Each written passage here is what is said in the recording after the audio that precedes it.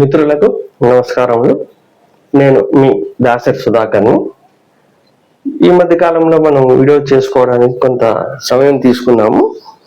ఇప్పుడు చాలా మంది మిత్రులంతా ఏం చేస్తున్నారంటే, ఈ ప్రైవేట్ అటెండెన్స్ కి సంబంధించి 2.0 సిస్టమ్ ఇంప్లిమెంటేషన్ అయిన తర్వాత చాలా సందర్భాల్లో చాలా చోట్ల ఈ ప్రైవేట్ అటెండెన్స్ జరగట్లేదు సార్, దీనివల్ల కొంత ఇబ్బంది అవుతుంది, ఎమర్జెన్సీ ఉండేటువంటి డాక్యుమెంట్స్ కు కొంత ఇబ్బంది కలుగుతుందని చెప్పి చాలా మంది మిత్రులు ఫోన్ చేస్తున్నారు.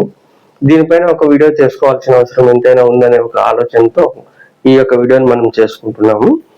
మిత్రులారా, 2.0 సిస్టమ్ అన్నది ఇంప్లిమెంటేషన్ అయిన తర్వాత ఈ యొక్క ప్రైవేట్ అటెండెన్స్ అయితే తొలగించినారు అన్నది ఎక్కడ ఎలాంటి ఉత్తర్వులు ప్రభుత్వం వారు జారీ చేసి ఉండలేదు. అయితే దీనికి కొన్ని మార్గ నిర్దేశాలు మాత్రము కొంత కఠినంగా ఉన్నాయి. ఏం జరుగుతుంది అంటే, ఇదివరలో మనం ఎలా ప్రైవేట్ అటెండెన్స్ చేసుకుంటున్నాం అనే దానిపైన మనకు అవగాహన ఉంది కనుక వీడియో లెంత్ ఎందుకు పెంచుకోవాలనే ఒక ఆలోచనతో దాని గురించి పక్కన పెట్టేసుకుంటే, ఇప్పుడు ఏ విధంగా మనం ప్రొసీడ్ కావాలన్న దానిపైన మనం ఆలోచించాలి. ఉదాహరణకు, ఒక సబ్ రిజిస్టర్ ఆఫీస్ పరిధిలో ఒక వ్యక్తి ఏ డాక్యుమెంట్ అయినా రిజిస్ట్రేషన్ చేసుకోవాలి అనుకున్నప్పుడు ఆ యొక్క వ్యక్తి రిజిస్టర్ ఆఫీస్కి స్వయంగా వచ్చి హాజరు కావడానికి ఆ యొక్క ఆరోగ్య రీత్యా కాస్త ఇబ్బందులు ఏర్పడుతున్నప్పుడు ఆ సబ్ రిజిస్ట్రార్ గారే డైరెక్ట్ గా ఆ యొక్క క్లయింట్ ఎవరైతే ఉన్నారో, కక్షిదారులు ఎవరైతే ఉన్నారో వారి ఇంటికి వచ్చి రిజిస్ట్రేషన్ చేసే ప్రక్రియనే ప్రైవేట్ అటెండెన్స్ అని చెప్పి అంటారు. దీనికి మనం ఏం చేయాలా, వారు క్లయింట్ ఎవరైతే ఉన్నారో ప్రైవేట్ అటెండెన్స్ కి సంబంధించి ఎవరైతే అప్లికేషన్ వేసుకుంటున్నారో వారు చేయాల్సినటువంటి ప్రధానమైనటువంటి విధానం ఏమంటే, వారి నుంచి ప్రభుత్వ అధికారి ఆశించేటువంటి రిక్వైర్మెంట్స్ ఏమున్నాయి అంటే, మొట్టమొదట ఎవరైతే వ్యక్తి రిజిస్టర్ ఆఫీస్ కు వచ్చి రిజిస్ట్రేషన్ చేసుకోవడానికి ఇబ్బంది కలుగుతుంది అని చెప్తున్నారో ఆ వ్యక్తికి సంబంధించినటువంటిది ఒక డాక్టర్ సర్టిఫికేట్. ఎందుకంటే స్వయంగా వచ్చి రిజిస్టర్ ఆఫీస్ కి రిజిస్ట్రేషన్ చేసుకోవడానికి అనేబుల్ టు వాక్ అనే ఒక చిన్న కారణం చేత కానీ ఇంకో కారణం చేత కానీ రిజిస్టర్ ఆఫీస్ దగ్గరికి రాలేరు, వచ్చి రిజిస్ట్రేషన్ చేయడానికి కుదరదు కనుక అని చెప్పి ఒక డాక్టర్ సర్టిఫికేట్ ని మాత్రము మొట్టమొదట మనం ప్రొడ్యూస్ చేసుకోవాల్సి వస్తుంది. అదే విధంగానే మనము ఆ యొక్క రిజిస్ట్రేషన్ ప్రక్రియలో ఏవైతే స్టాంపు డ్యూటీలు కట్టేస్తామో చలానా రూపంలో కానీ ఇంకో రూపంలో కానీ మనం ప్రభుత్వం నిర్దేశించినటువంటి రుసుములన్నీ చెల్లించిన తర్వాత ఈ యొక్క ప్రైవేట్ అటెండెన్స్ కి సంబంధించి ప్రత్యేకంగా 1000 రూపీస్ ని అడిషనల్ గా మనము రిజిస్ట్రేషన్ డిపార్ట్మెంట్ వారికి చెల్లించాలా. ఎందుకంటే ఈ ప్రైవేట్ అటెండెన్స్ అనే దానిని మనం అదనంగా ప్రభుత్వం వారికి సిబ్బందిని అడుగుతున్నందువల్ల వారు స్వయంగా వచ్చి రిజిస్ట్రేషన్ చేస్తారు కనుక దానికి అదనంగా 1000 రూపీస్ మనము చెల్లించాల్సి ఉంటుంది. మిత్రులారా, ఇక్కడ మనం గమనించాల్సినటువంటి విషయం ఏమంటే, ఇదివరలో ఈ 2.0 సిస్టమ్ ఇంప్లిమెంటేషన్ కాకముందు అయితే ప్రత్యక్షంగా సబ్ రిజిస్టర్ గారు, ఒక ఆఫీస్ సబార్డినేట్ గారు వచ్చి ఆ యొక్క కార్యక్రమం చేసేవారు, పరిపూర్ణత చేసేవారు. ఇప్పుడు 2.0 సిస్టమ్ లో ఎలాంటి విధానాన్ని ప్రవేశపెట్టారు అంటే, ఆఫీసులో నుంచి ఒక ల్యాప్టాప్ అనేది ప్రొవైడ్ చేసుకొని అందులో ప్రైవేట్ అటెండెన్స్ వచ్చి చేయడానికి లొకేషన్కి సంబంధించినటువంటి ఫైనలైజ్ చేసుకోవడము, తర్వాత లొకేషన్ని షేర్ చేసుకోవడము, డైరెక్ట్గా ల్యాప్టాప్లోనే ఆ యొక్క పర్సన్ ఎవరైతే ఉన్నారో ప్రైవేట్ అటెండెన్స్ కోరుకున్నటువంటి వ్యక్తి ఆ యొక్క ఇంటికి అనుకుందాం, ఉదాహరణకి ఇంటికి రావడానికి ఆ యొక్క లొకేషన్ని షేర్ చేసుకోవడానికి ఈ యొక్క ల్యాప్టాప్ అన్నది కంపల్సరిగా అవసరమైంది. ఇప్పుడు ఈ విధానంలో ఈ ల్యాప్టాప్లు కూడా పూర్తి స్థాయిలో రాష్ట్రంలో ఉన్నటువంటి ఏ సబ్ రిజిస్టర్ ఆఫీసు కూడా అందజేసి ఉండలేదు. ఈ విధానం అందజేయలేనందు వలన ఈ 2.0 సిస్టంలో ప్రైవేట్ అటెండెన్స్ అనే విధానము కాస్త వెనకడుగులో ఉంది. ఈ యొక్క ప్రైవేట్ అటెండెన్స్ కి సంబంధించి ఈ ప్రభుత్వం వారు సాధ్యమైనంత వరకు ఏదైనా కానీ ఈ యొక్క ల్యాప్టాప్లని ప్రొవైడ్ చేయడమా, లేకపోతే ఈ యొక్క లొకేషన్ షేర్ చేయడం అన్న దానిపైన ఒక విధానం మార్పు అనేది తీసుకొని రావడమా ప్రభుత్వం వారి నుండి జరిగితే ప్రభుత్వానికి రావాల్సినటువంటి ఆదాయం గణనీయంగా పెరగడానికి అవకాశం ఉంది. మన మిత్రులు మీరు ఒక విషయాన్ని గమనించాలా, ఏదైనా ఒక రిజిస్ట్రేషన్ జరగాలి, మాకు కావాలి, ఒక లావాదేవీని రిజిస్ట్రేషన్ నిమిత్తం చేసుకోవాలా అని అనుకుంటే మొట్టమొదట ఇప్పుడున్నటువంటి పరిస్థితుల్లో ఇంతకు ముందు కూడాను దస్తావేజు లేఖనే కనిపిస్తారు ఎవరికి, వినియోగదారులకు.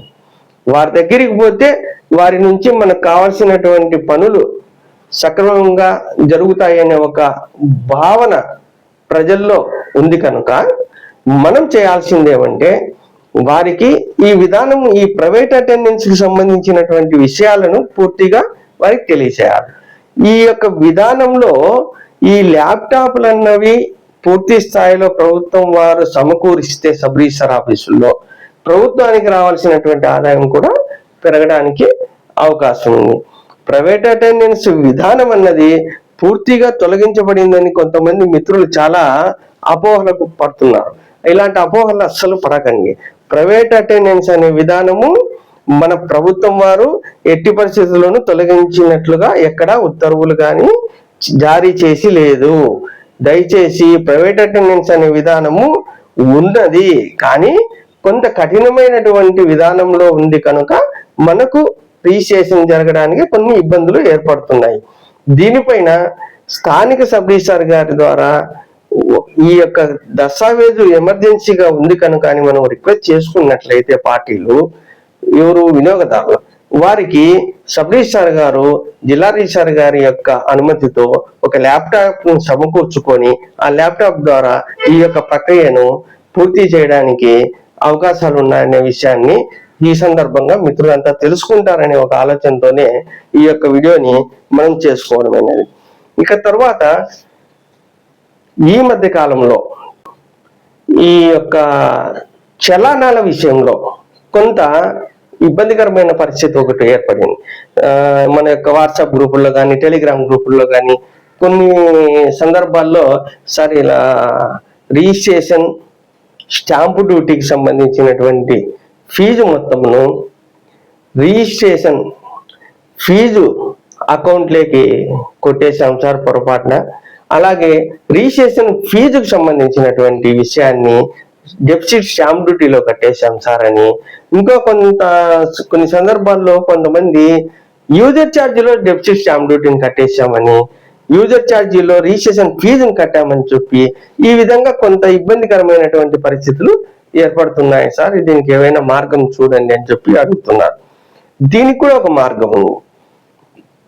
ఉదాహరణకు ఒక 1000 రూపాయలు రిజిస్ట్రేషన్ స్టాంప్ డ్యూటీ కట్టాలన్న చోట యూజర్ ఛార్జీలో కట్టేసాం అనుకోండి, యూజర్ ఛార్జ్ సపరేట్గా 500 రూపాయలు కట్టింటాం, అది సపరేట్ విషయం. కానీ రిజిస్ట్రేషన్ ఫీజుకి సంబంధించి హెడ్ ఆఫ్ అకౌంట్ మనం తీసుకుంటున్నది 6032 కింది కట్టేసింటాం, కోడ్ నెంబర్ 6370 కట్టాల రిజిస్ట్రేషన్ ఫీజు, కానీ 6032 కట్టేసింటాం పొరపాటున. దీనికి ఎలా చేయాలి సార్ అంటే దానికి కూడా ఒక మార్గం ఉంది. ప్రభుత్వం వారు దీనికి కూడా ఒక వెసులుబాటుని మనకి కల్పించి ఉన్నారు. అదేమంటే ఏ సబ్ రిజిస్ట్రార్ ఆఫీస్కి అయితే మనం ఈ యొక్క చలానాలు కట్టామో ఆ యొక్క సబ్ రిజిస్ట్రార్ గారి దగ్గరికి వెళ్ళి వారికి ఒక పిటిషనర్ ద్వారా మన యొక్క వినియోగదారుడు ద్వారా ఒక అర్జీని దాఖలు చేసుకుంటాం. ఏమని, అయ్యా ఇలా రిజిస్ట్రేషన్ ఫీజును యూజర్ ఛార్జ్ హెడ్లో కట్టాము, ఈ యొక్క మార్పును మాకు దయచేసి చేయించాల్సిందిగా కోరుచున్నాము అని. అప్పుడు సబ్ రిజిస్ట్రార్ గారు ఈ యొక్క పొరపాటుని, ఈ యొక్క తప్పును పరిశీలించి వారు స్థానికంగా ఉన్నటువంటి ట్రెజరీ ఆఫీస్ వారికి ఒక లెటర్ తయారు చేస్తారు. ఏమని, ఇలా పొరపాటుగా రిజిస్ట్రేషన్ ఫీజుకు చెల్లించాల్సినటువంటి మొత్తాన్ని యూజర్ ఛార్జ్ అకౌంట్ లో కట్టిన మాట వాస్తవమేను. ఈ యొక్క యూజర్ ఛార్జ్ కట్టినటువంటి హెడ్కు సంబంధించినటువంటి ఫీజుకు సంబంధించినటువంటి దానిని మీరు రిజిస్ట్రేషన్ ఫీజుకి చెల్లించేట్లుగా హెడ్ ఆఫ్ అకౌంట్ మార్చేట్లుగా ఏదైనా మాకు మార్పు చేసి ఇవ్వవలసిందిగా కోరుచున్నామని చెప్పి సబ్ రిజిస్ట్రార్ గారు స్థానికంగా ఉన్నటువంటి ఆఫీస్కి లెటర్ పెడతారు. వినియోగదారు ఆ యొక్క లెటర్ని తీసుకొని ట్రెజరీ ఆఫీస్లోకి వెళ్తే విధి విధానాలను పరిశీలించిన పిమ్మట ఆ యొక్క ట్రెజరీ ఆఫీస్ యొక్క సిబ్బంది వారు ఆ యొక్క కోడ్ నెంబర్ని మార్చి తిరిగి వినియోగదారుడికి విషయాన్ని తెలియజేసి సంబంధిత సబ్ రిజిస్ట్రార్ గారికి ఈ విషయాన్ని బై పోస్ట్ ద్వారా తెలియచేస్తారు.